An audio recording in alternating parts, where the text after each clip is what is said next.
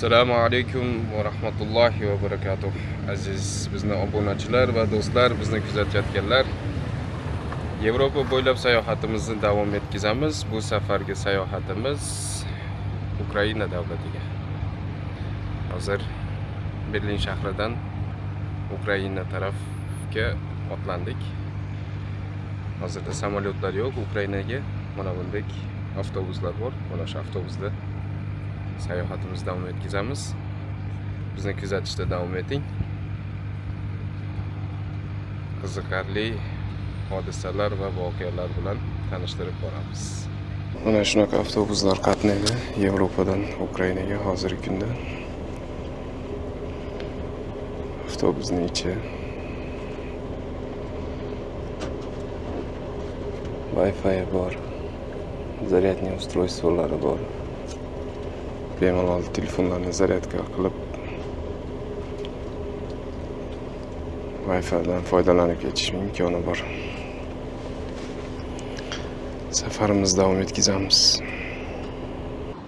Mana ertalabki soat 8 Rovna shahriga yetib keldik. Bu shahar Lvovdan keyingi shahar, ya'ni Kiyev yo'nalishidagi Rovna shahriga keldik. Bu yerda ham 15 minut tanaffus qilyapti avtobus. Yo'lda mana shunday zapravkalar bor. Avtozapravkalarda to'xtab pauza qiladi. Rovna shahridamiz. Kiyevgacha yana oz qoldi. 4 soat ichida Alloh nasib qilsa Kiyev shahriga kirib boramiz. Yoz bo'lishiga qaramasdan Ukrainada hamma yoq yam-yashil. Safarimiz davom etyapti. Rovna shahridan hozir Jitomir shahriga kelyapmiz. Jitomirdan keyin Kiyev shahriga o'tib ketamiz. Avtomagistral yo'llar tekis, yo'llar yaxshi.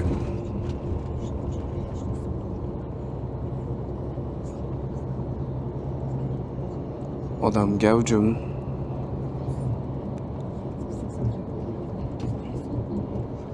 Qishloqlar sokin, tinch. Maktab, bog'chalar ishlayapti. Savdo markazlari hamma yoq ishlab turibdi.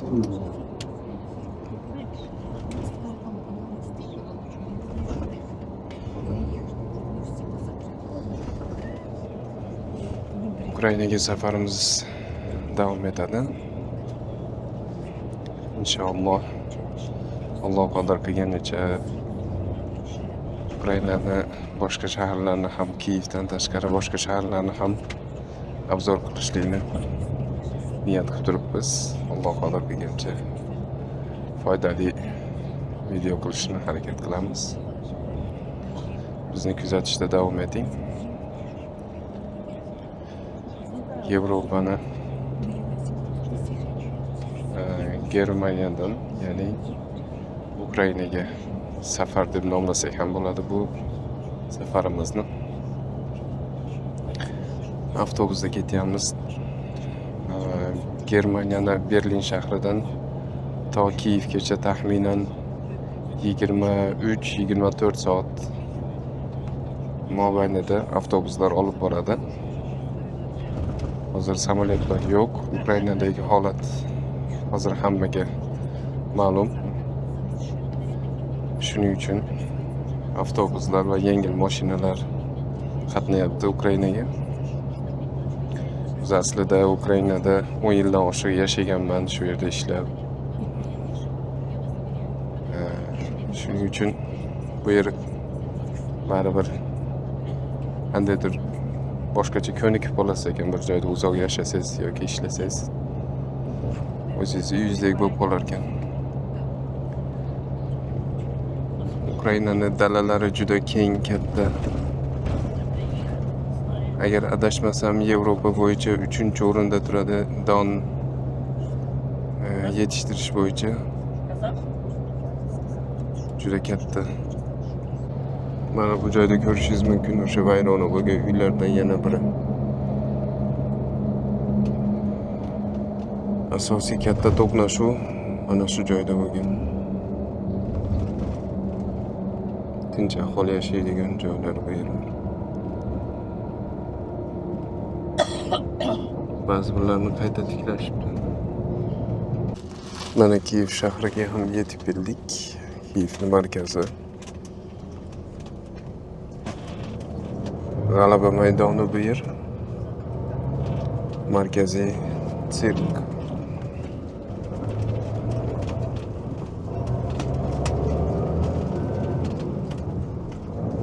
Hozir avtovokzal bor. Markaziy temir yo'l bekatining oldida kichkina avtomobillar bekati bor. Ya'ni avtobus bekati bor. Shu yerga borib to'xtaydi avtobusimiz. Undan keyin sayohatimiz davom ettiramiz yana. Eson omon Kiyevga yetib keldik mana, alhamdulillah. Kiyevdamiz. Ukrainaning poytaxti Kiyev. Kiyevga ham yetib keldik mana, alhamdulillah. Orqamizda mana markaziy temir yo'l bekati. Kiyevskiy vokzal. Endi bismillah deb uyga otlanamiz. Kiyev shahri. O'zgacha bir chiroyli Kiyev ham.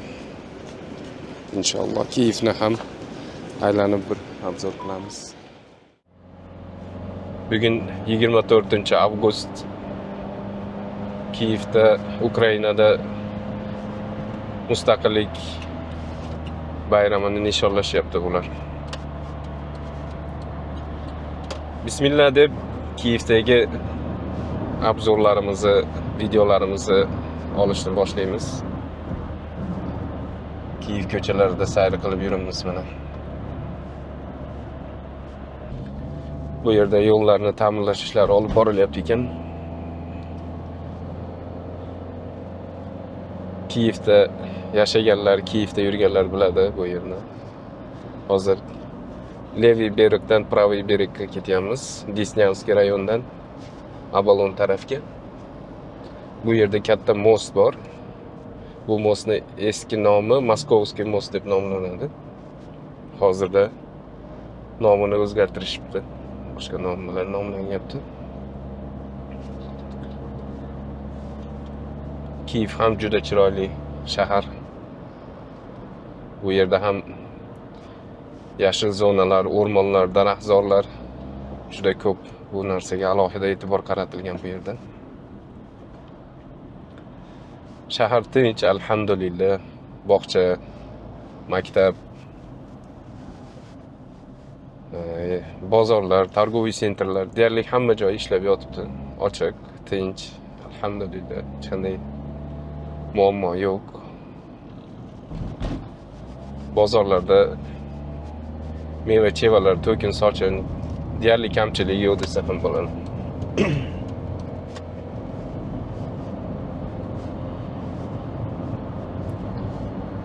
Ko'ramiz bir Kiyevni ham aylanib chiroyli joylarini obzor qilib sizlar bilan sayr qilib ko'ramiz Kiyevni. Mana o'sha most, Moskovskiy most.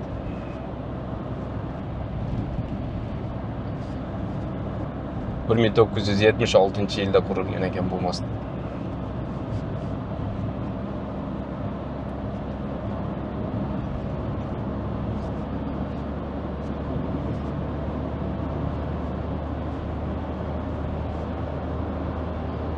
Bu most Kiyevni Dnepr daryosining ustidan o'tgan. Dnepr daryosi Kiyevni o'rtasidan oqib o'tgan. Shu Dnepr daryoni ustiga qurilgan ko'prik.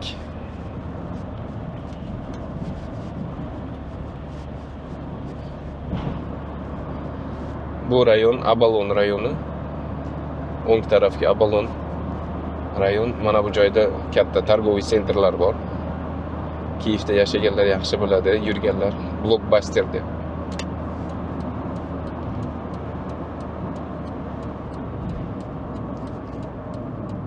Bilganlar uchun eslatma, bilmaganlar uchun ma'lumot o'rnida aytib o'tamiz. Kiyev Ukrainaning poytaxti.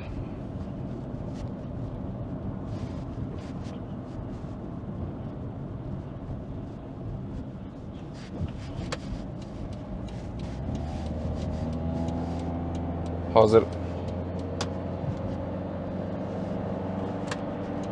Kiyevning markazi Mustaqillik maydoniga boramiz. Maydan Nezalezhnosti deb nomlanadi ukrainchada. Mustaqillik maydoni. O'sha joyni borib ko'ramiz. Juda qiziqarli, chiroyli joylar ko'p bu yerda Kiyevda. Kiyevda o'zim 10 yildan oshiq yashaganman, shu yerda ishlab, shu yerda yashab, shu yerda tijorat qilganmiz.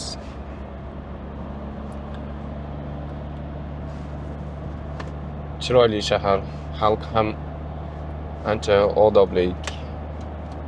Qanday bir tashqaridan kelgan muhojirlarga oshiqcha bosim o'tkazmaydi. Kengchilik, bemalolchilik. Kimga qanaqa bilmadim, menga xosatan Kiyev shahri yoqadi. Xalq ham yaxshi qabul qiladi, tashqaridan kelgan muhojir, ishga kelgan muhojirlarni yaxshi qabul qilishadi.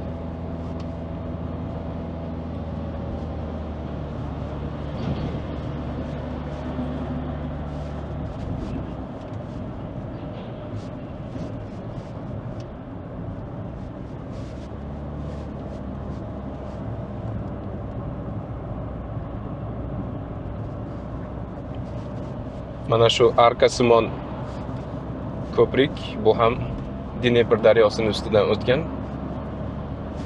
Juda ko'p vaqtlar ta'mirlandi mana shu ko'prik. Hozirda foydalanishga topshirilibdi.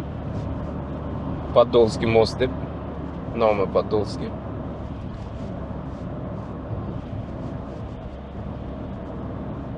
Juda chiroyli ko'rinishda qurilgan arkasimon most ko'prik.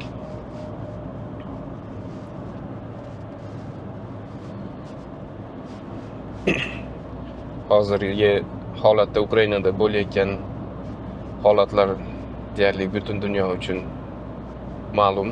Shuning uchun imkon qadar videoni faqat o'zim orqali olishni, ya'ni tashqari tarafni kamroq olishlikni harakat qilamiz. Sababi hozir vaziyat shu narsani taqozo qilyapti. Shuning uchun ba'zi bir keraksiz joylarni videoga tushib qolmasligi uchun ehtiyotini ko'ramiz. Do'stlar, hozirda bu turgan joyimiz Sofiya ploshadi deb nomlanadi. Sofiyevskiy ploshad. Bu joyda mana bu cherkov 11-asrga tegishlik, ya'ni 11-asrda qurilgan Sofiya cherkovi, UNESCO merosi. Bu cherkov 11-asrda qurilgan.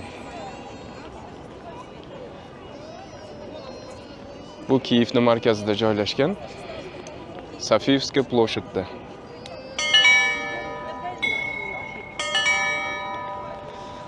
Kiyevda juda qadimiy va tarixiy meroslar, juda ko'p binolar. Bugun mustaqillik maydon, ya'ni Ukrainaning mustaqillik bayramiga nishonlab, ya'ni hozirgi Ukrainada bo'layotgan holatlardan kelib chiqib, mana bu joyda выставка uyushtirishibdi. Ya'ni o'sha Ukrainada bo'layotgan holatlarda ishtirok etgan og'ir texnikalarni, jabr ko'rgan mana bunday og'ir texnikalarni выставкasi bo'lyapti ekan. Bu omma uchun ochiq qo'yilgan. Hozirgi Ukrainada bo'layotgan holatda jabr ko'rgan sovuq qurollar Bu yerda har xil texnikalarni ko'rishimiz mumkin.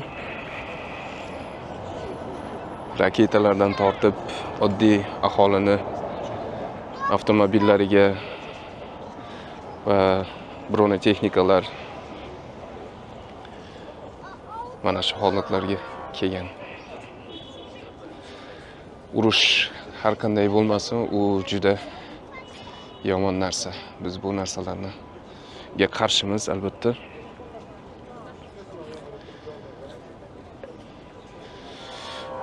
Mana bunday o'sha urushda oddiy odamlarni mashinalari mana shunday holatga kelgan.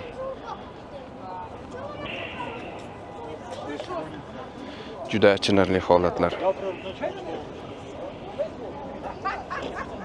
Bu yerda ingliz tili, polyak tili, ukrain tili va nemis tillarida izohlar bilan yozilgan suratlar hammasi.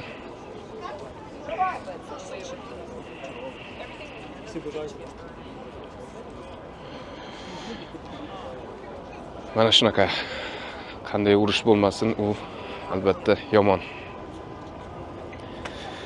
Ukrainaning markazi hozir bu. Kuzatishda, sayr qilishda davom etamiz Ukrainani. Mana bu joyda hattoki dehqonchilikda ishlatiladigan mana bu kombayn ham jabr ko'rgan. Menimcha, shu dalalarga qo'yilgan minalarga tushgan shekilli bu kombayn.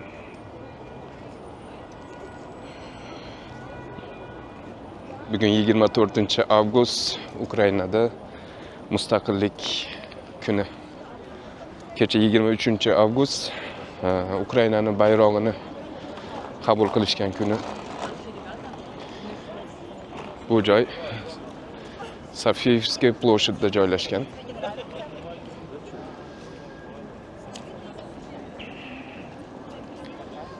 Bayramga atab maxsus mana shu yarmarkani uyushtirishibdi. Maydan Nezalezhnost. Ya'ni mustaqillik maydoni.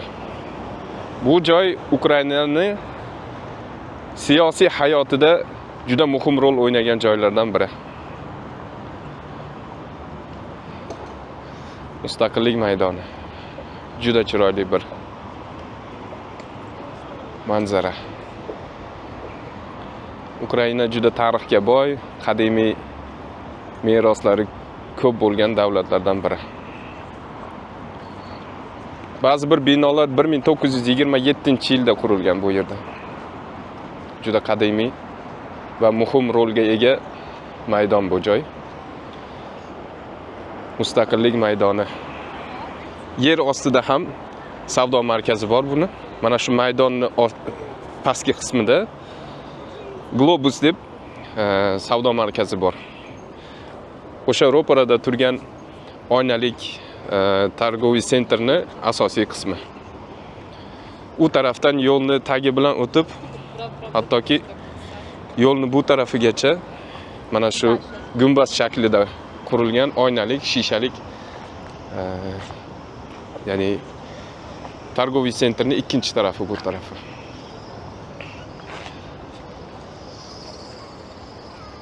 Juda chiroyli shahar Kiyev. Bu asosiy markaziy ko'cha, Krishatik deb nomlanadi bu ko'chaning nomi.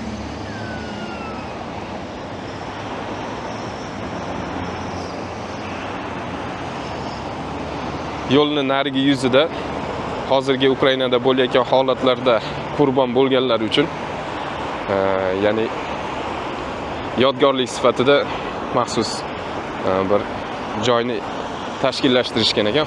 Ya'ni xotiralash maydoniga o'xshagan bir joy qilishibdi. Yevropaga o'xshab bu yerda ham mana bunday ijaraga elektroskuterlarni qo'yishibdi. 2 yil oldin yo'q edi bular.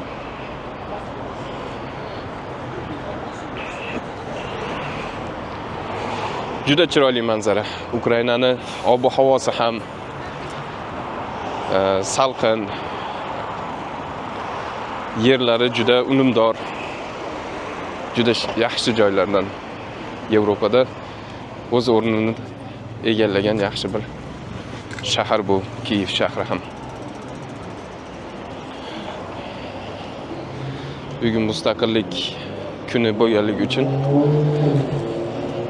hamma o'zlarini milliy kiyimlarida chiqib bayramni nishonlashyapti. Ularni milliy kiyimlari o'sha vyshivanka tikilgan, ya'ni kashta tikilgan kiyimlar.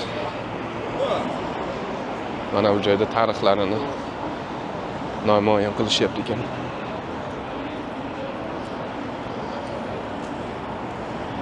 Krishatik ko'chasi ham juda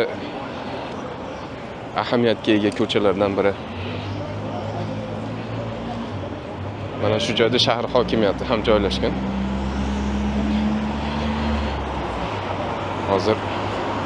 Hozir kunda shaharni meri Vladimir Klichko, boksyor, uni hamma taniydi, yaxshi taniydi. Hozir kunda Kiyevni meri bo'lib ishlaydi Klichko. O'shani asosiy binosi shu Krishatik ko'chada joylashgan. Ko'chalar tinch, odamlar bemalol yuribdi. Restoran, kafe, maktab, bog'cha, deyarli hamma joylar ishlayapti. Hech qanday muammo yo'q, alhamdulillah. Hammasi yaxshi. Yaxshilikka o'zgarishini biz albatta xohlaymiz.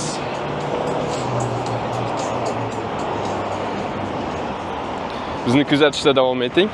Hali hammasi oldinda. Bundan-da qiziq videolarni joylab boramiz. Tarixga nazar. Kiyev qadimgi Rus, ya'ni Kiyevskiy Rus davlatining poytaxti bo'lgan.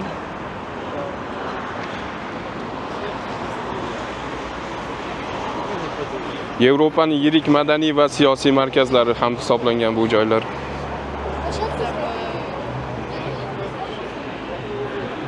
Kiyev Slavyan sivilizatsiyasini beshigi ham deb nomlanadi.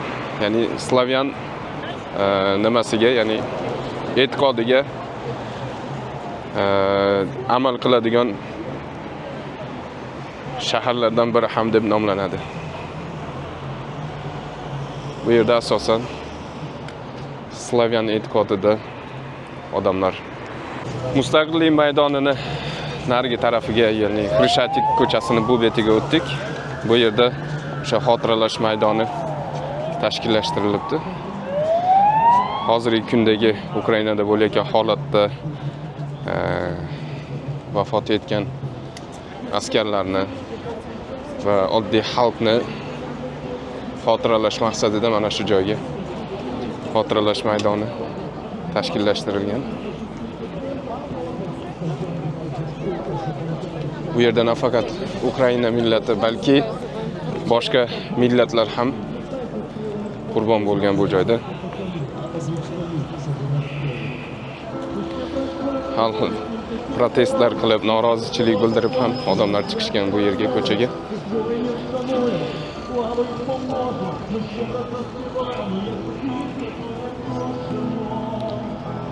Urush albatta yaxshi emas. Har qanday urush bo'lmasin. Biz u narsani qoralaymiz, modomiki u haqiqat uchun bo'lsa, u boshqa bir mavzu. Juda achinarli holat. Qanchalagan yosh bolalar ham, oddiy xalq ham jabrlangan bu joyda. O'rmonga o't ketsa, daraxtni ho'l qurugi barobar yonadi degandek. Mana shunday holat hozirgi kunda Ukrainada. Lekin hozir kunda tinch, aholi bemalol ko'chalarda yurib tirikchiligini qilyapti. Mustaqillik maydoni.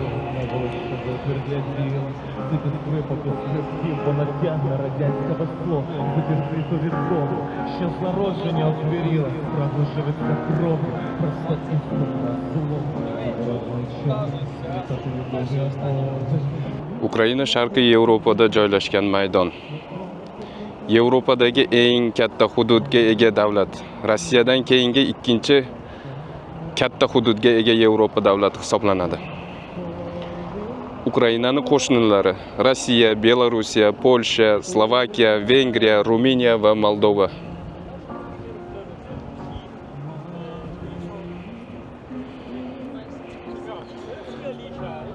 Kiyev shahridan oqib o'tgan asosiy katta daryo Dnepr daryosi hisoblanadi. Dnepr daryosining uzunligi 2200 kilometr. Ukraina aholisi hozirgi kunda taxminan 40 millionga yetadi. 77% Ukrain millati yashaydi Ukraina davlatida. Bu yerda nafaqat Ukraina millatidan tashqari Moldovanlar, Qrim tatarlari, Belarus va boshqa millatlar ham bu yerda do'stona hayot kechirishadi.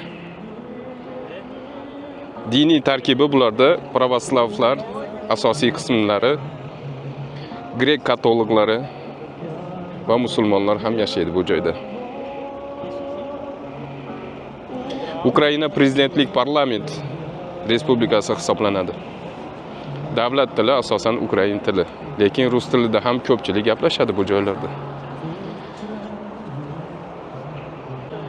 Ukraina dunyodagi eng yirik galla eksport qiluvchi mamlakatlardan biri hisoblanadi. Bug'doy, jo'xori va shunga o'xshagan yana donlarni, ekinlarni eksport qiladi. Port shaharlari bor. Odessa, Nikolayev, Mariupol dengiz bo'yida joylashgan. Ukrainaning milliy valyutasi grivin deb nomlanadi. Pul birligi grivin deb nomlanadi. Juda chiroyli manzara. Mustaqillik maydoni.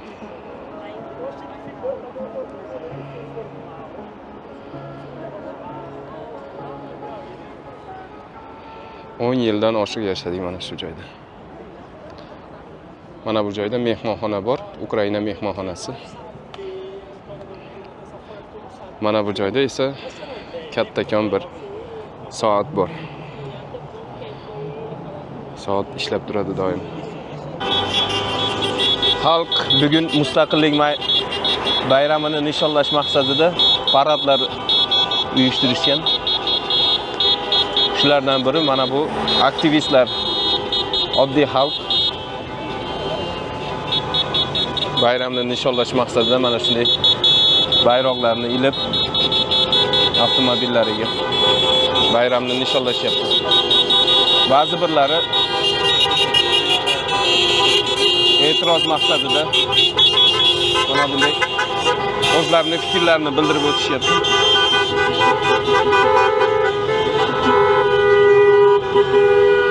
Hammasi oddiy xalq tinchlik talab qilib, o'zlarining fikrlarini bildirib, mana bunday qo'lida afishalarni yozib, hattoki avtomobillarning oynalariga ham yozib olishgan. Ukraina xalqi ham patriot xalqlardan o'zini ozodligi uchun qo'lidan kelgancha kurashib, o'zlarini e'tirozlarini, fikrlarini bildirishyapti.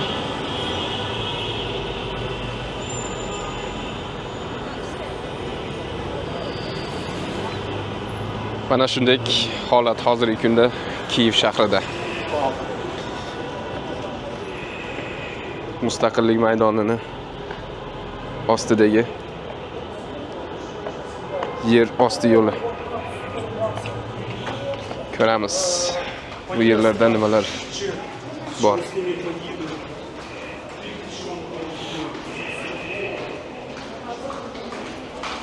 Yer ostida hamma joyda bo'lganidek mana shunday savdo rastalari,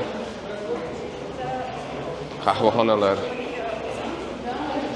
gul do'konlari, telefonlar uchun mana bunday aksessuarlar. Xullas, hammasi binoydek. Juda chiroyli gullar.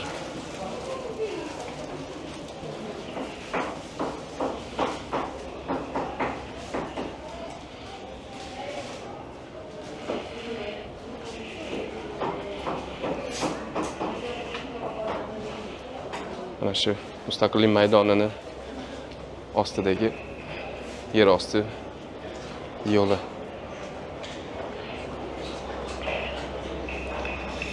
Mana shunaqa gaplar bizda. Bizni kuzatishda davom eting. Olayotgan videolarimiz agar sizlarga ma'qul bo'lsa, like bosishni unutmang. Va Ukrainada bo'lgan yoki Ukrainada bo'lishni xohlagan do'stlaringizga bu videoni ulashib qo'ying. Mana o'sha savdo markazi, men sizga avvalda aytib o'tgan markaz, ya'ni yer ostidagi Mustaqillik maydonini tagidagi savdo markazi bu joy. Globus deb nomlanadi bu targoviy market.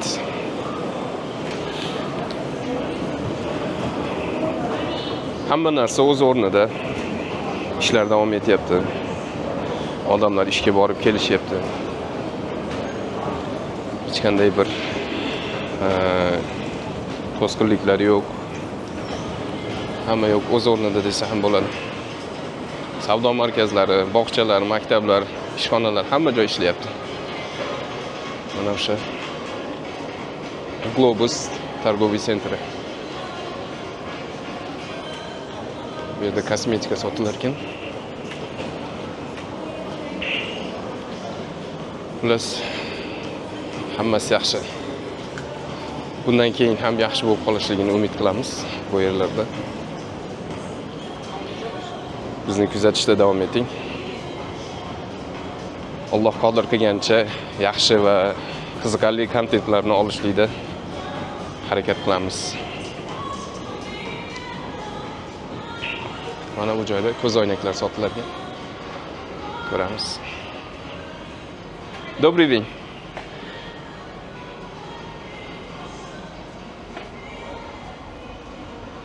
Polaroid har xil ko'zoynaklar bor ekan.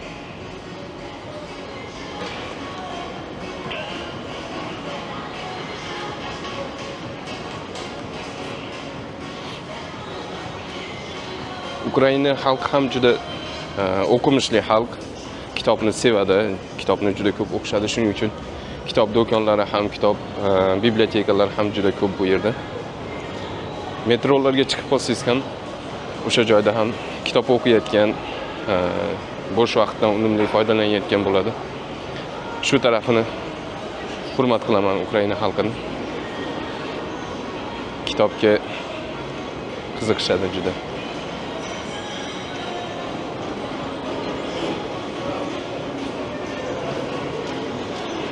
Bu savdo do'koni,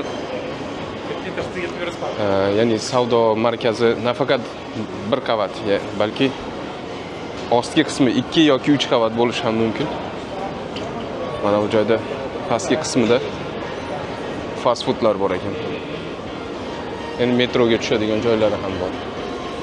Yuqori qismi Mustaqillik maydoni.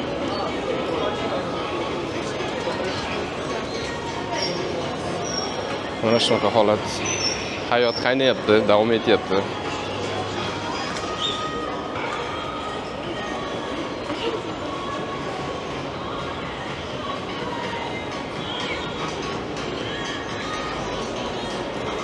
Savdo markazining pastki qismi bu. Pastida fast food, restoran, tamaddixonalar ekan asosan.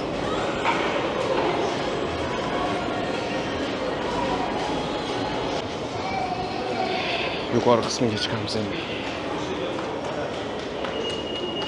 Bu yerda lift bor ekan. Liftga yuqoriga chiqamiz.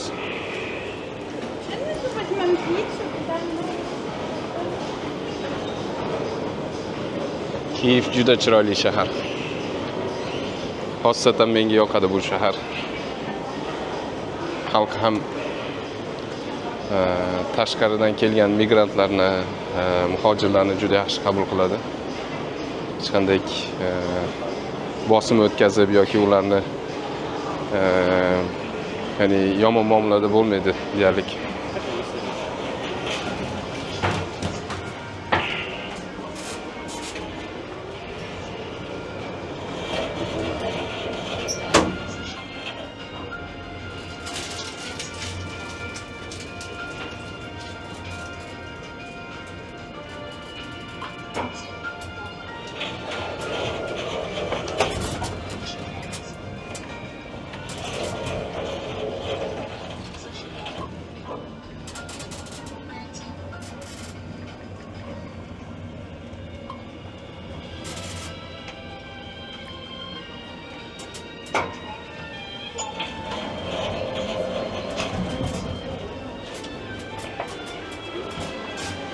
Doğru kısmına çıktık.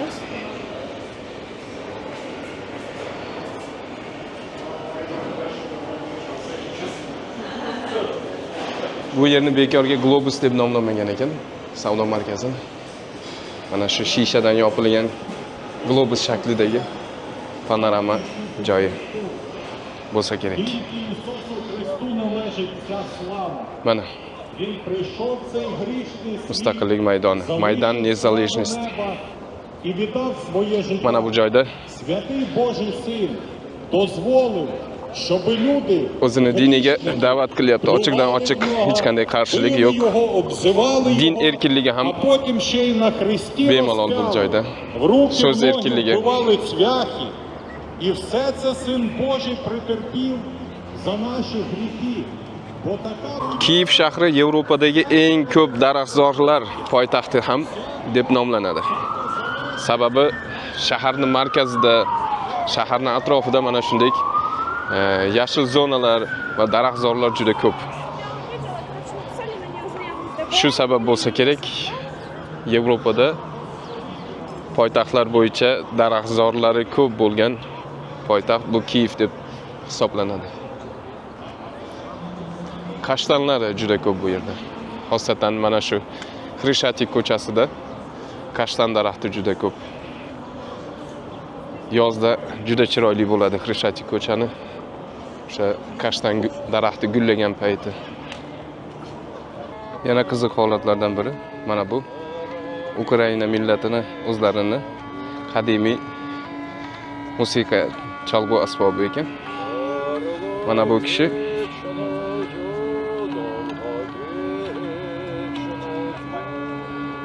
o'sha musiqa asbobini chalib qo'shiq aytmoqda.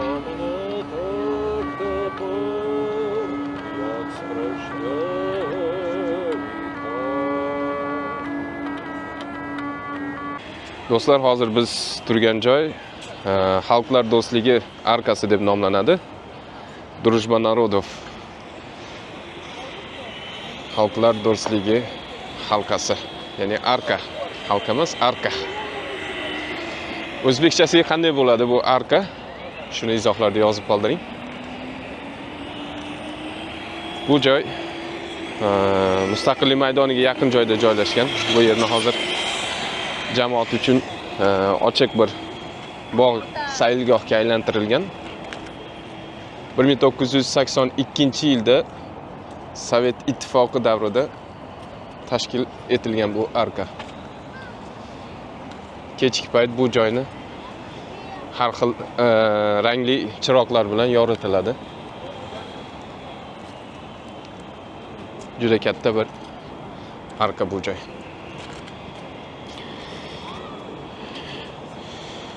Yana bu arkani afzalliklari shaharni yuqoridan ko'rishlikka imkon beradi. Panorama desa ham bo'ladi bu joyni.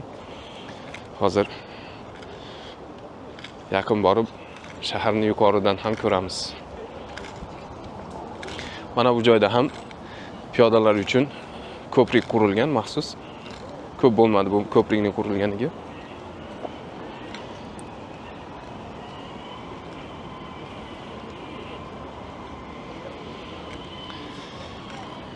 Kiyevga kelganda mana shu joyga kelishlikni tavsiya qilamiz. Bu joyga kelib shaharni yuqoridan tomosha qilishlikka imkon beradi bu joy. Panorama desa ham bo'ladi. Shundoqqina arkani orqa tarafi bu. Mana bu daraxtzorni qarang. Shaharning markazi poytaxt bo'lishiga qaramasdan daraxtlar juda ko'p bu joyda.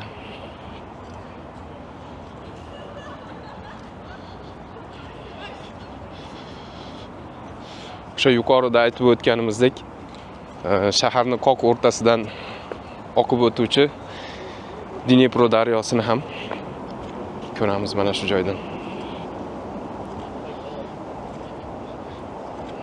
Juda ajoyib manzara bu joylar. Juda chiroyli. Shaharga kelgan mehmonlar ham, shu shaharda yashaydiganlar ham atayin shu joyga keladi shaharni tomosha qilishlik uchun. Mana o'sha Dnepr daryosi. Shaharni qoq o'rtasidan oqib o'tgan bu daryo. Daryoning uzunligi 2200 kilometr tashkil etadi.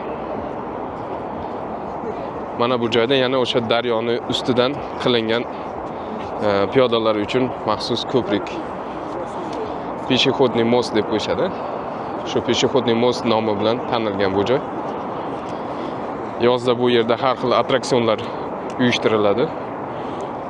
Pastroqqa tushganda joy bor. Mana shu yerdan tros tortilgan suvni narigi yuzigacha, qirg'og'igacha shu daryoning ustidan trosdan osilib o'tishlik imkoni bor. Adrenalin. Ko'prikdan rezinoviy ipda ham sakrashadi. Suvni u yuzini Leviy berg deb nomlanadi. Bu tarafi, markaz tarafi Praviy berg. Mana shu daryo Kiyevni ikkiga bo'lib turadi. Juda ajoyib, chiroyli manzara. Bu joy Kiyevni yuqoridan tomosha qilishning imkonini beradigan joy. Daraxtzor, hamma joyi yam-yashil. Mana bu joyda maxsus binokl qo'yilgan ekan. 5 daqiqasi 20 grivin ekan. Shaharni shu yerdan binokl orqali ham tomosha qilishning imkoni bor ekan.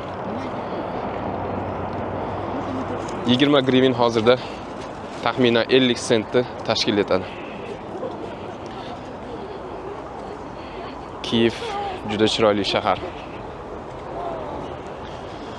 Kiyevga mehmon bo'lib kelganingizda albatta bu joyni kelib ko'rishligingizni tavsiya qilamiz. Kelib ko'rishlikka arziydigan joy. Afsuslanmaysiz.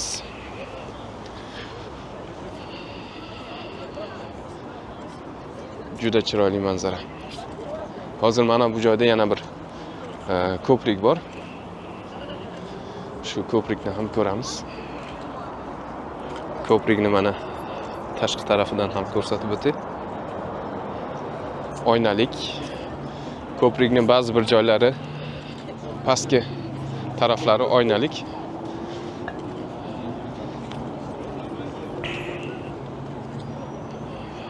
Shundoq ko'prikning ustidan turib pastni ko'rishlikning imkoni bor.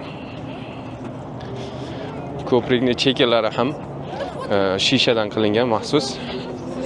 Yanada tashqarini ko'rishlikning imkoni ko'proq bo'lishligi maqsadida mana shunday shishadan, oynadan qilingan. Dnepr daryosi mana. Bu yog'i shahar. Kun botishini mana shu joydan kuzatsa ajoyib bir boshqacha bo'lar ekan.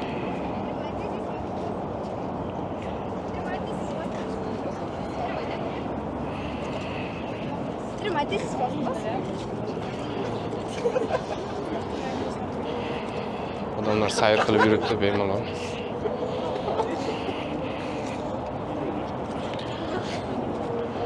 Hozirgi shu holatga shunday holat bo'lishiga qaramasdan Ukrainada baribir odamlar sayr qilgan, chiqishyapti, kelyapti bu yerga mehmon bo'lib.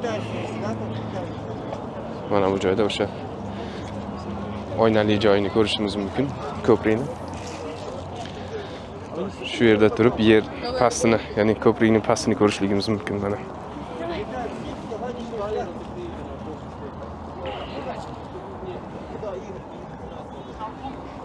Juda baland joy.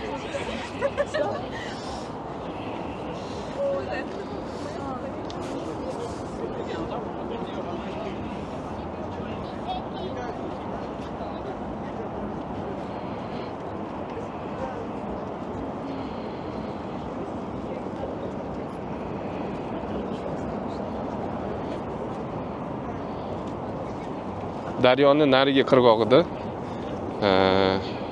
Turxanovskiy ostrov deb qo'yadi. O'sha daraxtzorlar, bog'lar bor, saylgohlar, velosipedda sayr qilishlik uchun maxsus yo'lakchalar, daryoda cho'milishlik uchun plyajlar daryoni qirg'og'ida. Xullas, hamma shart-sharoitlar bor. Kiyev shahri juda chiroyli shahar.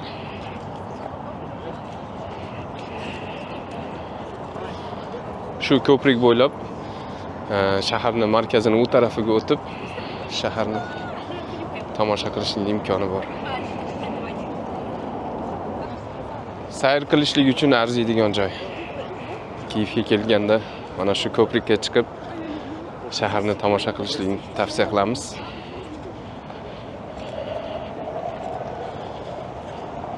Mana bu joylarda maxsus o'rindiqlar ham bor ekan, o'tirib, hordiq chiqarib, shaharni tomosha qilib, shu yerda o'tirib daryoni tomosha qilsa ham bo'ladi, Dnepr daryosi.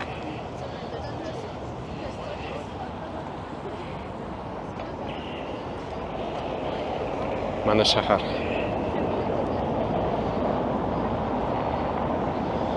Ro'parada turgan bino Dnepro mehmonxonasi. Shu atrofda filarmoniya bo'lish kerak. Mana bu joyda filarmoniya bor. Xullas, juda tabiati chiroyli poytaxtlardan biri Kiyev shahar. Bu joy yuqorida ko'rsatib o'tgan ko'prik, piyodalar ko'prigini pastdan ko'rinishi va o'sha oynalik panorama joylari. Ajoyib bir inshoot. Bu yerdan esa daryo bo'yiga zina orqali pastga tushishlikning imkoni bor. Kiyev juda bir chiroyli shahar. Shu yerda zinalar bor, zinalar orqali pastga daryo bo'yiga tushishlikning imkoni bor. Shahar bo'lishiga qaramasdan yashil zonalar, daraxtlar juda ko'p.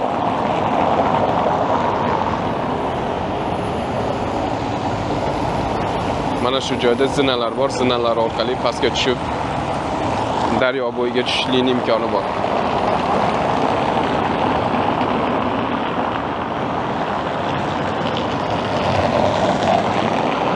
Hozirgi yuqoridan ko'rsatgan ko'prigimizni pastki tarafda. Past tarafdan ko'rinishi.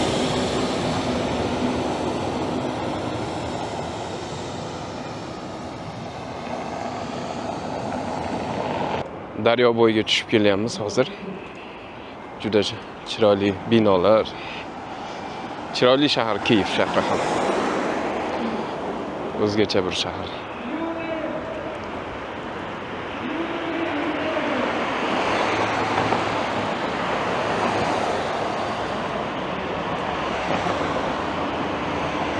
Daryo qirg'og'i. Mana bu joy avval Rechnoy vokzal bo'lgan, ya'ni daryo bo'yidagi kemalar bekati bo'lgan.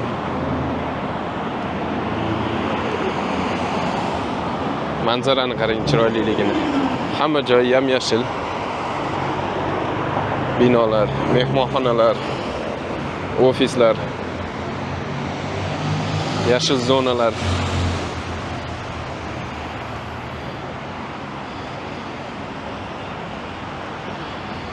Mana bu joyda mana bunday skulpturalar bor ekan. Bolachalar cho'milyapti ekan. Bu yerda fontan bor. Hozir ishlamayapti ekan.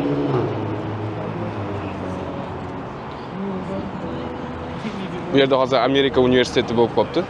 Avvallar bu yerda Rechkovoy vokzal deb nomlanadi bu joy. Vokzal edi bu yer. Shundoqla daryoni bo'yida.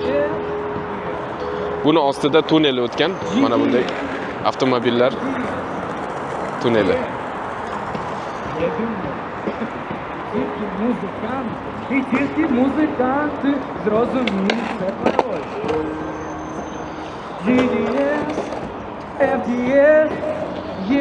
а також є бемоль.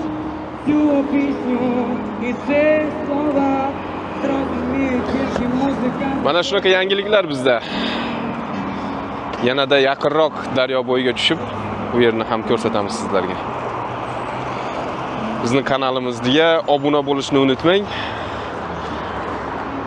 Biz olayotgan videolar agar sizlarga ma'qul kelayotgan bo'lsa, like tugmasini bosishni unutmang. Va yaqinlaringizga bu videoni ulashib qo'ying. Ukraina va Kiyev haqida o'zingizni fikr va mulohazalaringizni izohlarda yozib qoldiring. Bu biz uchun albatta juda qiziq.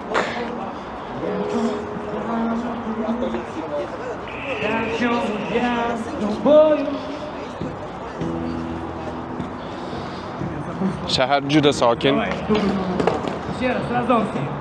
Do'stona qabul qiladi hammani bu joy. Чому ж я з тобою? Rechkovый vokzal. Світі не знайти. Hozir bu yer Amerikan universitet bo'lib qolibdi Kiyevdagi. Декілька слів знайшло. Чи поміж сестер, що? Чи ці слова твої тепер? Навіть коли я Grand Hotel bu joyda. Mana bu joyda kichkinagina cherkov bor ekan bularni. Kiyev shahriga 5-asrda asos solingan, ya'ni tashkil topgan 5-asrda. 11-asrga kelib Kiyev shahri Kievskiy Rus poytaxti bo'lib hisoblangan. Hozirgi kunda Yevropa ya'ni Yevropa hisoblaniladi Ukraina. Ya'ni Yevropa bo'yicha qora tuproqqa boy bo'lgan mamlakatlarga ham qatoriga kiradi. Ya'ni Ukraina chornizyom, ya'ni qora tuprog'i unumdorligi, tuprog'i qoraligi bilan ham Yevropada birinchi o'rinda turadi. Don mahsulotlari va kungaboqarni yog'ini eksport qilish bo'yicha ham Ukraina birinchi o'rinda turadi Yevropada. Mana shunday qiziq faktlar va ma'lumotlar bilganlar uchun eslatma, bilmaganlar uchun bir ma'lumot bo'lishligi uchun aytib o'tdik. Mana azizlar, juda chiroyli va ajoyib bir manzara. Allohning yerlaridagi chiroyli manzaralar shunchalik bo'lsa, jannatda bundan ham chiroyli bo'lgan joylarni ko'rishlik uchun ko'zlar qanchalik quvonadi. Tasavvurga ham sig'maydi. Yuqorida ko'rsatib o'tganimiz o'sha xalqlar do'stligi arkasi. Bu yoqda piyodalar ko'prigi. Bu tarafda Turxanovskiy ostrov deb qo'yiladi. Bu taraf o'rmonzor, saylgoh, plyajlar bor. Dnepr daryosi. Bu daryoni uzunligini yana aytib o'tamiz, 2200 kilometr. Daryo bo'yida mana bunday restoranlar, fast foodlar ochilgan. Bu yer Rechkovый vokzal orqa tarafi.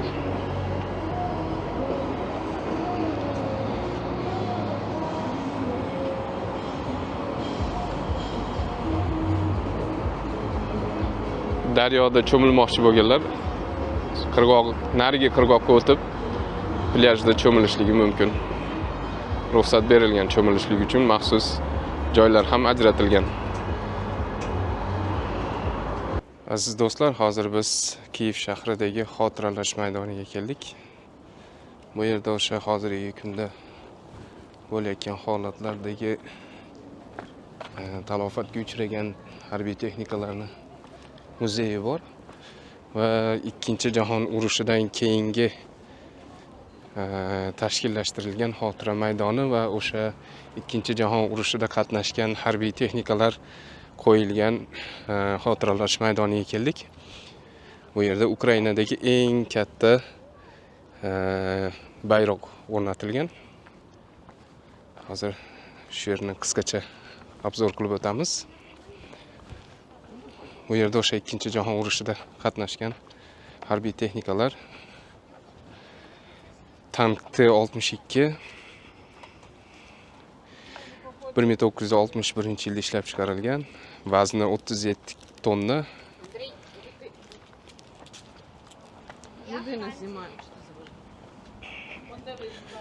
Bu yerda vertolyotlar, har xil harbiy texnikalar bor.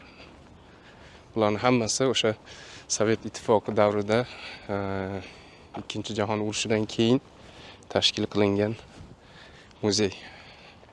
Harbiy texnikalar muzeyi va xotiralash maydoni.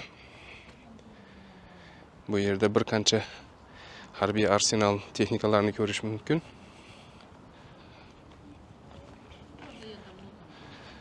Hozir yuqoriga chiqib ham tomosha qilamiz. Hammasi haqiqiy harbiy texnika.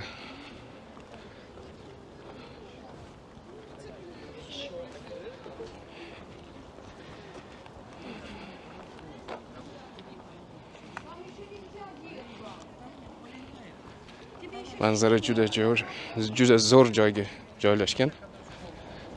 Hamma yoq yam-yashil bog'.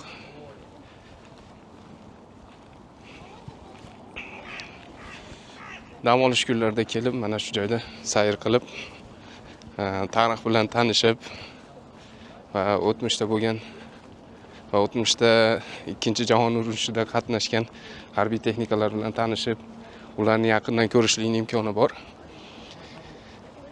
Kiyev shahriga mehmon bo'lib kelganingizda albatta bu joyni kelib ko'rishligingizni tavsiya qilamiz. Juda aylanishlikka, sayr qilishlikka, tarix bilan tanishishlikka arzigudek joy. Mana bu yog'i tepaga o'sha Pecherskiy Lavra deb katta cherkov bor, o'sha tarafga qarab chiqib ketadi bu yo'l. Yo'l bo'ylab ham harbiy texnikalarni ko'rish mumkin. Juda katta maydonga tashkil etilgan. Mana o'sha Ukrainani eng katta bayrog'i. Va bu yerda ko'rishimiz mumkin. Rodina Mat deb qo'yadi. Ya'ni vatanning onasi degan nom bilan tanilgan o'sha mashhur haykal.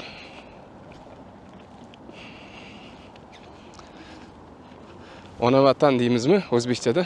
Xuddi shunday ona vatan degandek mana shu qilich bilan qalqonni ko'tarib turgan qahramon onani timsolidagi haykal. Buni ham yaqindan obzor qilamiz. Bayroqni qarang kattaligini.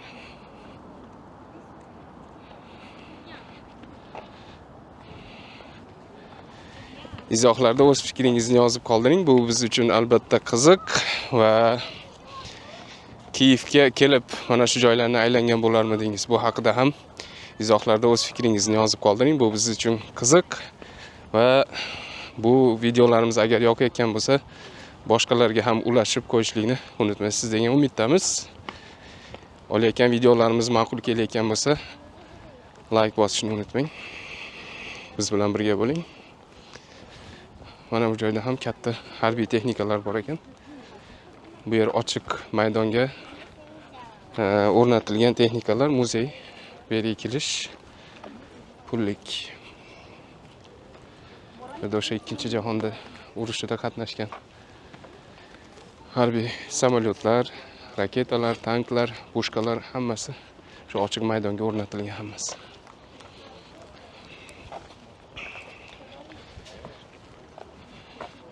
Biletning narxi bu yerda 70 grivin ekan. Hozirgida $1 kurs Ukrainaning grivini bo'yicha 41 grivin, shu 40 grivinning atrofida bo'lyapti $1. $1,5 ga muzeyga kirib aylanishlik mumkin ekan. 70 grivin. Maydon juda katta, yam-yashil, aylanasiga gazonlar, archalar ekilgan. Hattoki mana tank vagonlar bor ekan bu yerda. relsda harakatlanadigan tanklar. Kiyev shahri tabiati juda go'zal shaharlardan biri. Shundoqqina Dnepr yoqasida joylashgan Pecherskiy rayon. Kiyevning markazi. Bu joy o'sha Kiyevdagi xotiralash maydoni. Bu yerda Ukrainadagi eng katta bayroq o'rnatilgan joy. Yana qiziq faktlardan biri, dunyodagi top 10 ta baland haykallarning ichiga kiradigan Rodina Mать haykalidir. Ukrainadagi qiziq faktlardan yana biri mana bu Rodina Mать, Batkivshina Mать. Kiyevning yuragida joylashgan bu haykal. Buni paydo bo'lishi 1970-yillarda Sovet ittifoqining rahbarlari fashizm ustidan g'alaba mavzusida yirik qurilish rejalarini ilgari suradi. Va Kiyev shahrini tanlaydi. Chunki Ukraina shahri 1941-yil, 1945-yillarda frontning asosiy maydonlaridan biriga aylangan. Bu tarixiy yodgorlikni ya'ni qurishlikni boshlanishli 1979-yilda haykalning qurilishlik boshlanadi. Ochiq mana shunday maydonda.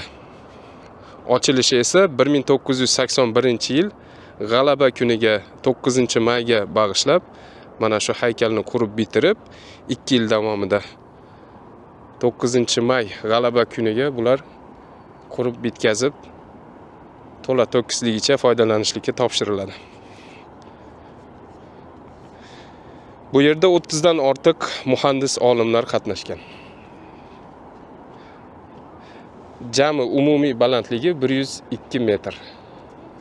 Qilichini uchidan to poydevorigacha, yerdan bo'lgan poydevorigacha 102 metr. Haykalni o'zini balandligi, umumiy balandligi haykalni 62 metr. Poydevorini o'zi esa 40 metr.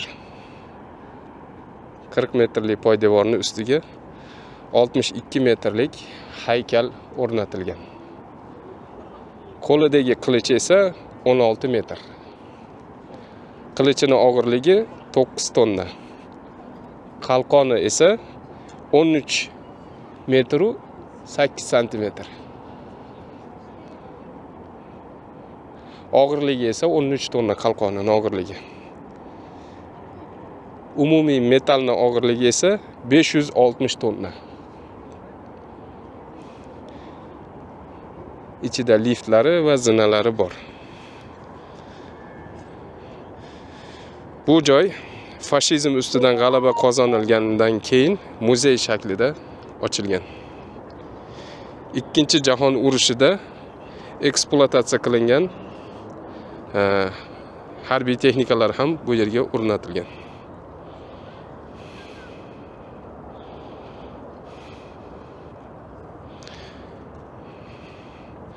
Ikkinchi jahon urushida qatnashgan eksponatlar, harbiy ekspozitsiyalar va texnikalar shu joyga o'rnatilgan.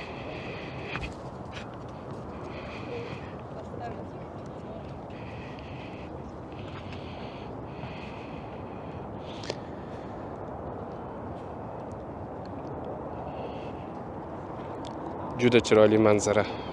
Kiyev shahri juda chiroyli shaharlardan biri. Ukraina mustaqil bo'lganidan keyin u milliy vatan muhofazasi, matonat va iroda ramziga aylangan bu haykal. Qalqonida o'sha paytda Sovet ittifoqining gerbi bo'lgan. 2022-yildan keyin esa o'sha qalqondagi Sovet ittifoqining gerbini olib tashlab turib, Ukraina o'zining milliy gerbini o'rnatgan. Bu joy turistlar uchun juda qiziq va turistlar tez qatnab turadigan gavjum joylardan biri.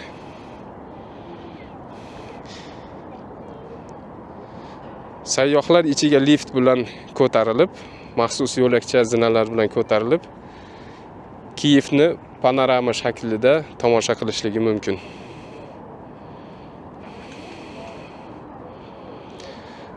O'sha qo'lida turgan qalqon, o'sha qalqonda maxsus maydoni bor. Shaharni eng baland nuqtasidan turib kuzatishlik mumkin.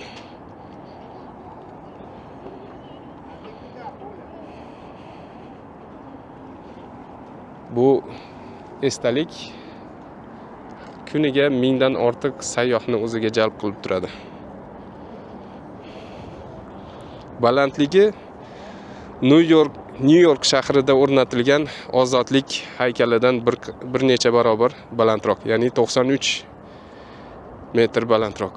Bu xotiralash maydoni o'sha Ikkinchi jahon urushidan keyin Sovet ittifoqi davri paytida Sovet ittifoqi tarafidan tashkil etilgan xotiralash maydoni. Bu joyda o'sha Ikkinchi jahon urushida qatnashgan soldat va harbiylarni xotiralash maqsadida ular uchun mana shunday xotiralash maydoni va mana shunday esdalik haykallari o'rnatilgan toshdan. Bu yerda favvora bor, fontan. Aylanasiga bog' bu joylar. Bu yerga kirib aylanib sayr qilishlik bepul. O'sha ikkita muzeyi bor. Muzeyga kirib muzeyni aylanishlik pullik. O'sha ochiq maydonda harbiy texnikalar qo'yilgan muzey, hali aytib o'tganimizdek, yuqorida aytib o'tganimizdek 70 grivnya taxminan o'rtacha hozirgi kunda kurs bo'yicha $1,5 atrofida. Bu yer mana shunday betonlar bilan mahkamlangan mana shunday yer osti yo'liga o'xshatib qilingan xotira maydoni.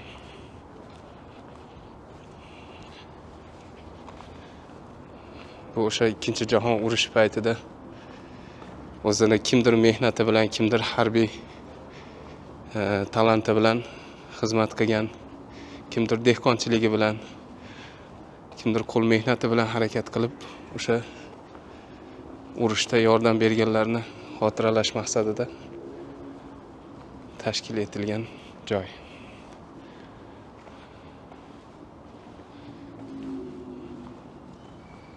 Bu yerda harbiy texnikalar. Bu texnikalar yangi qo'yibdi. Hozirgi kunda o'sha bo'layotgan holatlarda qatnashgan harbiy texnika.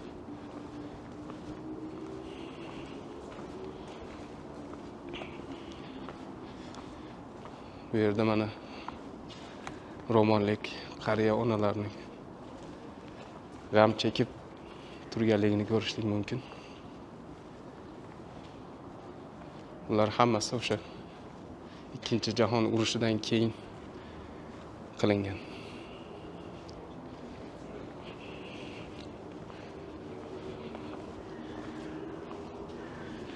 Juda katta binoga o'xshatib qurilgan joy.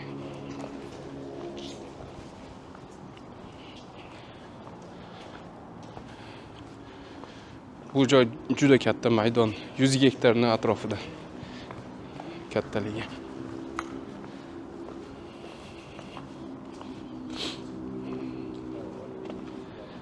Bu yerda generator, relsda yuradigan generatorni yonib ketgan holatda ekan. Bu yerda pushkalar mana. Ular ham o'sha Sovet ittifoqidan qolgan Ikkinchi jahon urushida qatnashgan pushkalar.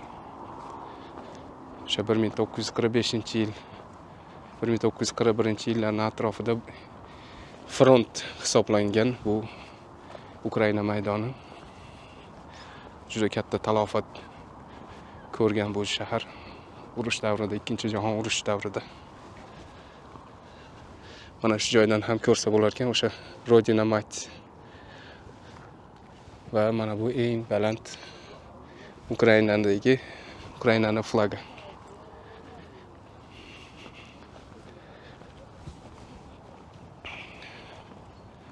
Kiyev shahriga kelganingizda albatta bu joyga kelib sayr qilib bu joylarni ko'rishlikni tavsiya qilamiz.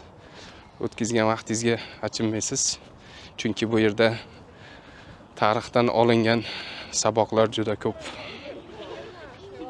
O'sha narsalarni ko'rib, tarix bilan tanishib ketishlikning imkoni bor. Ham madaniy hordiq chiqarasiz, manzara yaxshi, chiroyli, toza havasi, juda yaxshi joy. Do'stlar, biz yana Kiyev shahridagi eng mashhur va o'sha qadimiy cherkovni oldiga keldik. Bu joy Pecherskiy Lavra deb nomlanadi. Bu Kiyev shahrida joylashgan eng katta qadimiy pravoslavlarning cherkovi hisoblanadi. Bu yer 1051-yilda cherkov qilib qurilgan. Pecherskiy nomi g'orlar, ya'ni unkurlar, g'orlar deb nomlanadi. Chunki o'sha davrlarda ruhoniylar Dnepr daryosining bo'yidagi g'orlarga kirib, berkinib o'sha joylarda ibodat qilgan. Shundan kelib chiqib Pecherskiy nomi chiqqan. Ya'ni Pecherskiyning nomi asl ma'nosi g'orlar degan ma'noni bildiradi. Keyinchalik bu yerlarga mana shunday cherkovlar qurilib, o'sha pravoslavlarni asosiy diniy markaziga aylangan. Bu g'orlarning ichida, ya'ni shu cherkovning ichidagi g'orlarning ichida monastir ayollarni mumlangan jasadlari bor, saqlanadi. Uni ziyorat qilishlik pravoslavlarni e'tiqodida juda muqaddas ibodat hisoblanadi. Mana shunaqa qiziq faktlar Kiyev haqida. Cherkovlar juda ko'p, qadimiy. 1051-yilda qurilgan Pecherskiy Lavra.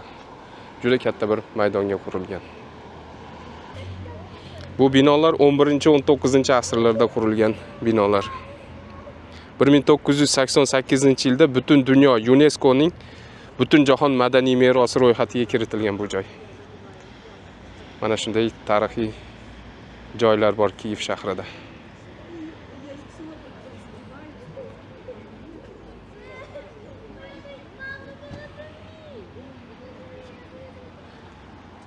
1989-yil ko'ramiz bu joyda kimlar uchun. Bu joyda o'sha Afg'onda xizmat qilgan, Afg'onda qurbon bo'lgan soldatlarni, harbiylarni xotiralash maqsadida ochilgan tarixiy, ya'ni xotiralash maydoni.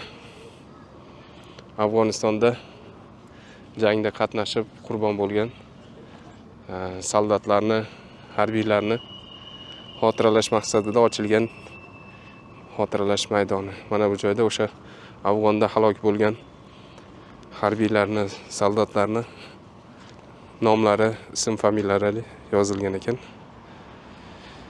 Bu Kiyev shahrida vafot etganlar.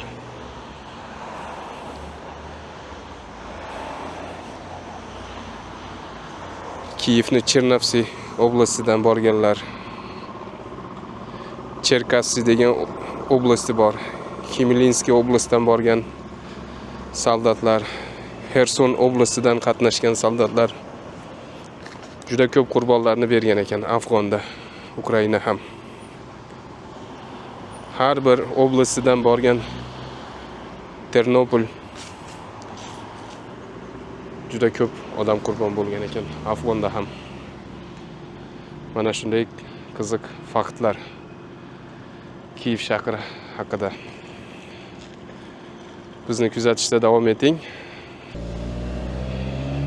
Kiyev shahridagi sayohatimizni davom etkazamiz. Ukraina xalqi juda samimiy, ko'ngli ochiq xalq. Sababi chetdan kelgan muhojirlarni, turistlarni juda iliq kutib olishadi va ularga bo'lgan muomalasi xush muomala. Yaxshi muomalada bo'ladi. Hech qachon sen boshqa yurtni odamisan, bu yerda begonasan deganini deyarli ko'rmadik. Balkim bordir orasida, lekin biz uchratmadik bunaqasini.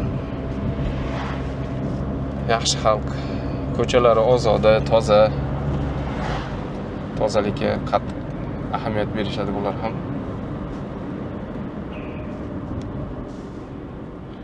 Yo'l qoidalariga ham amal qilib yaxshi yuradi. Jamoat transportlari ham toza, ko'chalari ham toza. Bog', mana shunday saylgohlari juda ko'p. Shahar bo'lishiga qaramasdan o'rmonzorlar juda ko'p. Daraxtzorlar, yashil zonalar, hattoki e'tibor berayotgan bo'lsangiz o'sha gullar. Yoz bo'yi mana kuz keldi, hademay kuz. Haligacha gullab chiroyli turibdi gullari ham. Kiyev shahrida yurganlar yaxshi biladi mana bu doira shaklidagi restoran ham mehmonxona, Salyut nomli mehmonxona.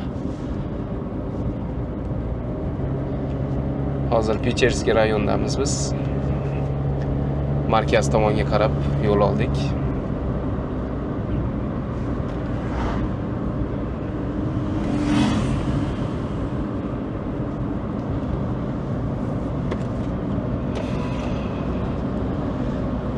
Shahar juda sokin. Ya'ni avtomobilda ham juda yo'l qoidasiga amal qilgan holda odob bilan harakatlanishadi. Bir-biriga yo'l berib, oldindan burilish chiroqlarini yoqib yurishadi.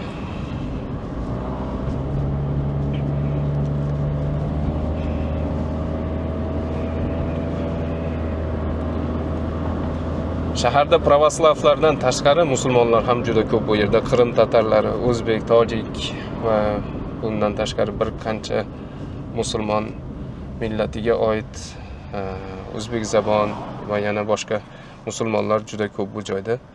Din erkinligi ham bemalol, ochiq, ya'ni har kim o'zini to'g'ri deb bilgan diniga ochiqdan ochiq da'vat qilishlikka ruxsat berilgan, hech qanday to'sqinchilik yo'q.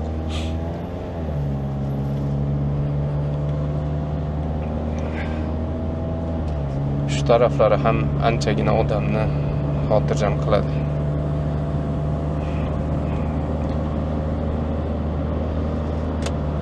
Imkon qadar shaharni, hamma joyni olmaslikka harakat qilamiz. Sababi hozirgi kunda bo'layotgan holatlarni hammaga ayon. Shaharda ba'zi bir joylarni videoga olishlik taqiqlangan. Shuning uchun kamerani o'zimizga qaratib olishlikka hozirgi kunda to'g'risi majbur bo'lyapmiz. Lekin tinch, hammasi yaxshi. Shaharlar tinch, obod. Ukrainada mana bunday avtomobillarni raqamlar emas, harflar bilan bezatishni yaxshi ko'rishadi. Mana bu BMW ni ko'rgan bo'lsangiz, mana bu Toyota Camry'ga Prius deb yozyapti.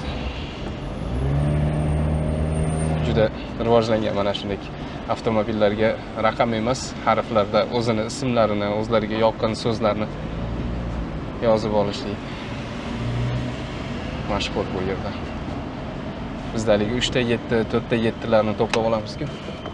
Shunday bu yerda harflarni har xil o'ziga yoqqan so'zlarni yozish bo'ladi. Mana bu BMWdagi raqamini qarang.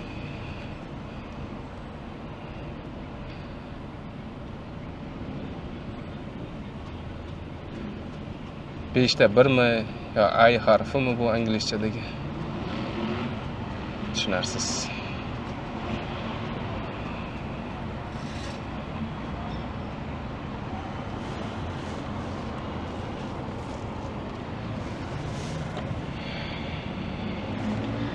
Siz nima fikrdasiz bu raqamlar yoki avtomobil belgilarini har xil nimalar bilan bezatishlikka qanday qaraysiz? To'g'rimi yoki ijobiymi? Izohlarda fikringizni yozib qoldiring.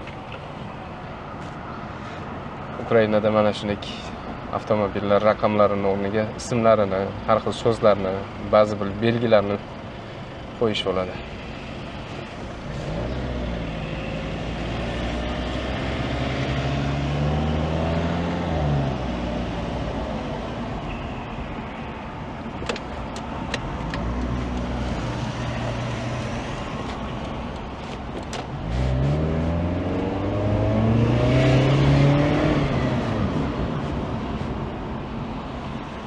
Bugun yakshanba kuni bo'lganligi uchun shaharda mashinalar oz. Odatda bu joylar juda probka bo'ladi, avtomobillar ko'pligining hisobiga. Ertalab shaharga kirish, kechki payt shahardan chiqib ketish juda katta probka bo'ladi. Bir joyga bormoqchi bo'lsangiz 2 soat oldin rejalashtirishingiz kerak bu joyda. Ish kunlarida xosatan probkalar, tirbandliklar juda ko'p bu joyda. Ukrainada musulmonlar qanday yashaydi va Ukraina davlatini va Ukraina xalqini musulmonlarga bo'lgan muomalasi va ularga yaratilgan sharoitlar haqida qisqacha to'xtalib o'tmoqchiman. Erkinlik anchagina keng bu joyda, diniy erkinlik, hech qanday ta'qib va to'sqinchiliklar yo'q. Bunga misol mana bu Masjid Ar-Rahma masjidi. Ar-Rahma ma'nosi mehr shafqat ma'nosini anglatadi arabchadan.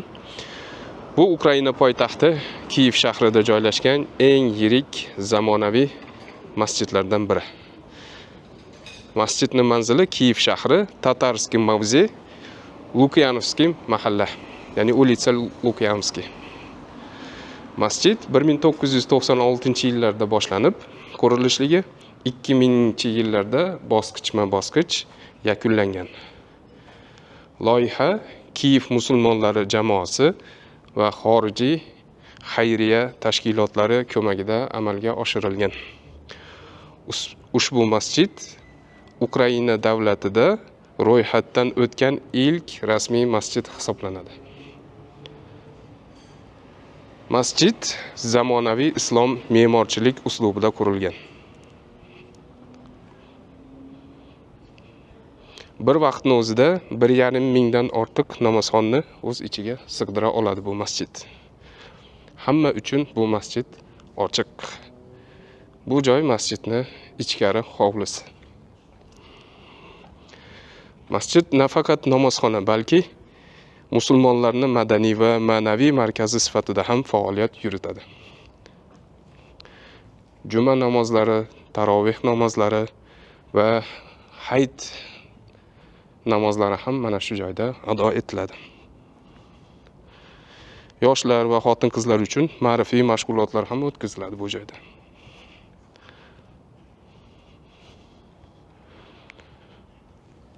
Juda katta masjid. Masjidning hovlisi bu, tashqi hovlisi ham bor. Juda chiroyli qurilgan bu masjid. Bu yerda masjid va madrasalar bor. Undan tashqari mana bu joyda masjid hovlisida mana bunday o'zbek oshxonasi ham ochilgan. Hattoki bu yerda xush kelibsiz deb o'zbekchada yozilgan. Bu yerda nafaqat oshxona, balki ba'zi bir produktlar, ba'zi bir ishlab chiqarish, ya'ni oziq-ovqatlar brendlari uchun halol sertifikatini beradigan markaz ham bor bu joyda. Nafaqat oshxona bu joyda, bu masjidning tashqari hovlisida mana bunday kitob do'koni ham bor. Bu yerda o'sha islomga oid fiqhiy, aqida va hadis kitoblarini, Qur'on kitoblarini bu yerdan olishlikning imkoni bor. Kutubxona bu yerda soat 10 dan kechki soat 19:00 gacha faoliyat olib boradi. Va bunga qo'shimcha mana bu joyda halol go'sht do'koni ham bor ekan. Mana shunday. Bu yerda Ramazon oyida deyarli 30 kun iftorlik tarqatiladi insonlar uchun. Hamma uchun bu joyda eshik ochiq. Ramazon oyida 30 kun iftorlikka nafaqat musulmonlar, balki tashqaridan kelgan boshqa din vakillari ham boshqa din e'tiqodida yurgan insonlar ham kelib bu yerda o'sha Ramazon oyidagi yozilgan dasturxondan iftorlikdan kelib tamaddi qilib o'sha joydan yeb musulmonlar bilan tanishib islom haqida to'liq ma'lumot o'zlarini qiziqtirgan savollarni olib ketishlikning imkoni bor. Juda yaxshi sharoit dinga da'vat qilishlik uchun ayni muddao deb hisoblayman. O'zbek oshxonasini ham ichkarisini kirib ko'ramiz. Xush kelibsiz deb yozilgan. O'sha o'zimizning milliy paxtagullik choynak piyolalar. Juda shinam. Milliylikka alohida e'tibor qaratilgan ekan bu oshxonada. Paxtagullik, chinni, piyola, choynaklar maxsus bezatilgan. O'zimizning o'sha sopol idishlar. Menyulari mana. Somsa, salat, tandirda yopilgan nonlar. Somsaning narxi 80 grivna ekan, o'rtacha $2 atrofida. Qahvaxonalar. Mana shu joyda mana o'zimizni opa-singillar ishlayapti hijobda. Hech qanday to'sqinchilik, qarshichilik yo'q. Mana bu joyda oyatlar yozilgan ekan. Plov O'zbekiston, ya'ni o'zbek plovi narxi 100 grivin. Taxminan $2,5 atrofida. Manta 100 grivin, lagmon, chorva, deyarlik barcha taomlar 100 grivindan ekan bu yerda. $1 hozir 41 grivin bo'lyapti. Shunda 100 grivinimiz taxminan $2,5 atrofida.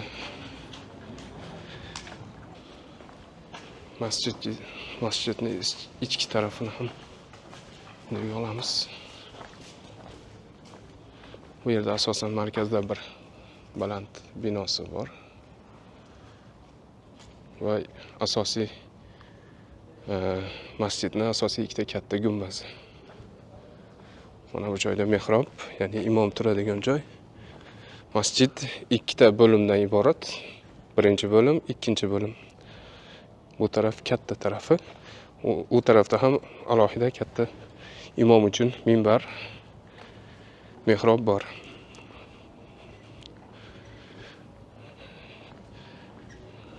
Masjid juda chiroyli dizaynda qurilgan. Masjid 2 qavatdan iborat. Pastki qavatida oshxona, ya'ni zallar bor, maslahat qilishlik uchun konferensiya zallari. Bismillahirrohmanirrohim. Shom namoziga ozgina vaqt qoldi. Chiroqlarni yoqsa yanada chiroyli bo'ladi bu masjidning ichi. Tahorat xonalari pastki qismida. Ikkinchi qavat ham bor masjid. Bismillahirrohmanirrohim. Ayollar uchun alohida joy ajratilgan va o'rab qo'yilgan maxsus yog'ochdan zaborlar qilib begona insonlar nazari tushmasligi uchun. Masjidning birinchi bo'limi bu joy. Mana bu yuqori qismi juda baland. Mana shu joyda diniy konferensiyalar va har xil diniy ko'rgazmalar mana shu joyda o'tkaziladi. Maxsus o'zini sahnasi ham bor bu joyda. Minbar masjidning ichi.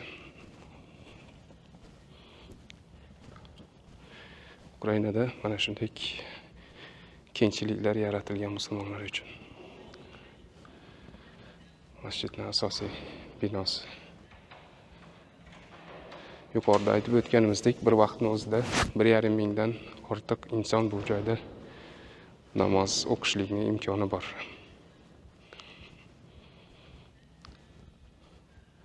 Inshaalloh shom namozini mana shu joyda o'qib, keyin safarimizni davom etkazamiz.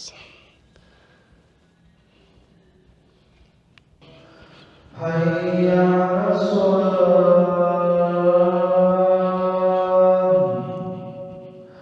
حي على الفلاح حي على الفلاح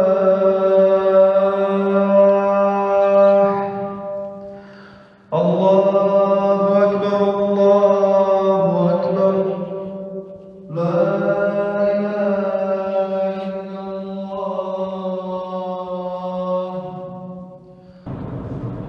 Kiyevda kechki sayr. Kechki payt ham Kiyev o'zgacha bir chiroyli.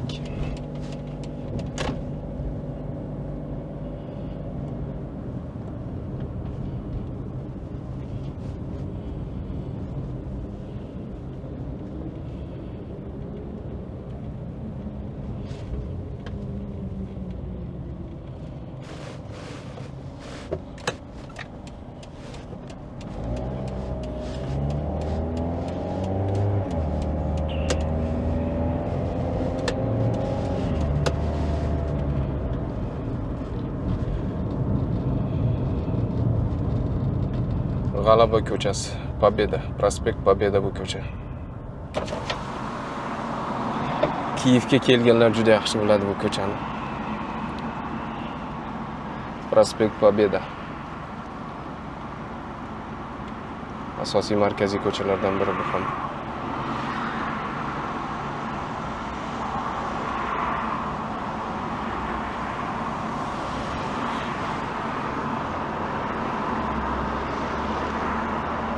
Kechasida ham odamlar aktivni.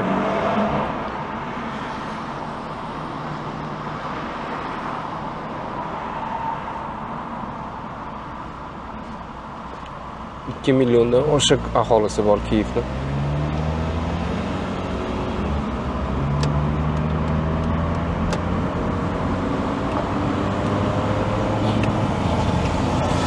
Xalqi u darajada kambag'al emas. Boylari juda ko'p desa ham bo'ladi. Ko'chada yurgan inomarka mashinalardan bilsa ham bo'ladi. Xalqi u darajada qashshoq ham emas. Kambag'allari ham bor yetarlicha, lekin boylari ko'p. Xosatan markazda, poytaxtda ko'p. O'ng tarafda Ukraina Univermag magazini bor. Bu joy G'alaba maydoni. Chap tarafda esa sirk. Poytaxtning markaziy sirk.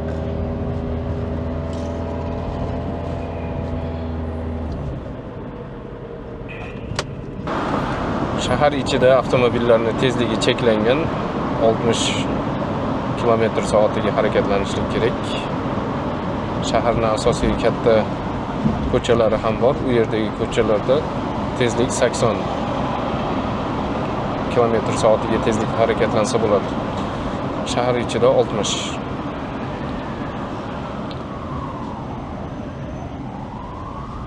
Markazga keldik. Prospekt Pobedadan Xreshchatik ko'chaga burilyapmiz.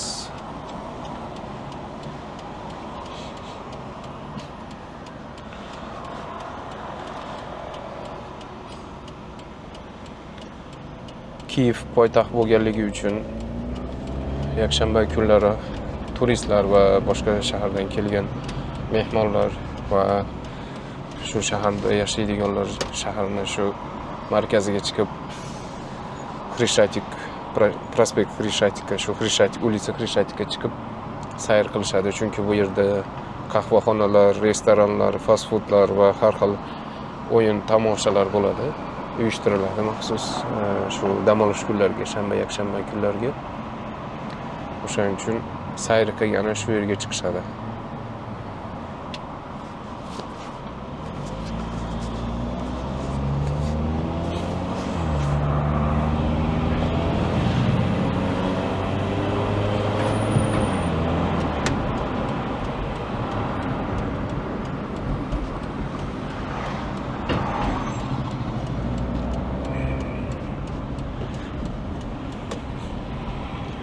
Ukraina xalqini yana yoqqan taraflari mashinani odob bilan haydashadi, bir-biriga yo'l berib, burilish chiroqlarini yoqib, bir-biriga hurmat bilan yo'l harakat qoidalariga amal qilishadi. Shu tarafi ko'proq yoqadi menga. Piyodalar yo'lakchasida o'tib borayotgan piyodalarga yo'l berib, keyin o'tib boradi. Shu taraflari hurmatga loyiq bu xalqni. Tozalikka ham alohida e'tibor berishadi. Shahar tozaligiga ham alohida e'tibor qaratilgan. Mana shu joy shaharning markazi. O'ng tarafda metro Xreshchatik stansiyasi bor. Shu yerda har xil o'yin, kulgu, tomoshalar bo'ladi. Har shanba, yakshanba kunlari. Shu yerda odamlar gavjum mana hozir turishibdi.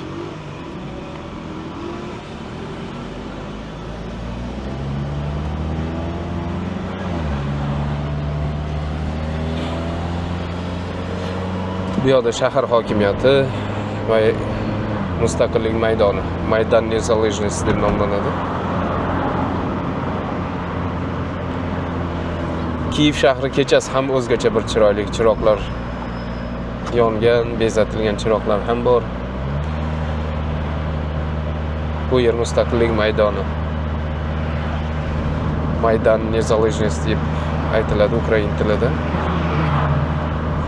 Kiyevni kechasi yuqoridan tomosha qilamiz.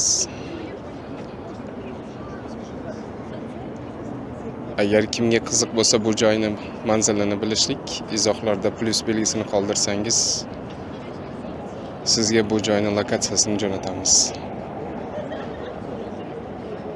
Ukrainaning poytaxti Kiyev shahri.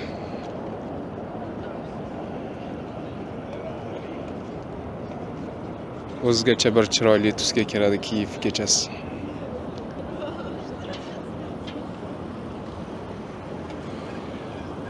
Ajoyib bir go'zal manzara. Dnepr daryosi ham juda chiroyli bo'lib bezatilgan. Ya'ni yo'lni, daryoni qirg'og'idagi yo'lni yoritadigan chiroqlardan tushgan yorug'lik daryoni suvini ham bezatgan yorug'lik bilan. Yuqorida aytib o'tganimizdek, bu Dnepr daryosi 2200 kilometrni tashkil etadi uzunligi. Kiyev shahri kechasi ham o'zgacha bir tusga kiradi. Chiroqlar bilan bezatilgandek. Yo'lni yoritishlik uchun qo'yilgan chiroqlar, daryo qirg'og'idagi chiroqlar daryoni ham, Dnepr daryosini ham o'zgacha bir tusga kirgizib bezatadi.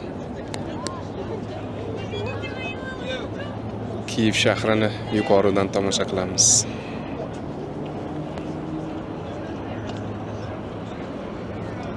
Boshqacha bir chiroyli shahar Kiyev. Kunduzi ham, kechasi ham.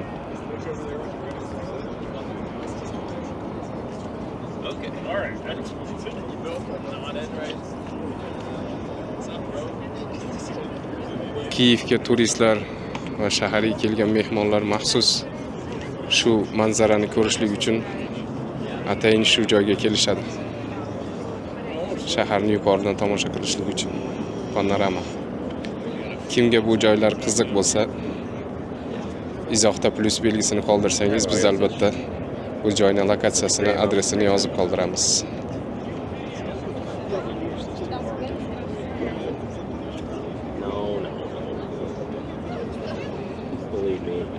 Odamni asabini dam oldiradigan joylar ekan bu joylar. We can push through not having heat.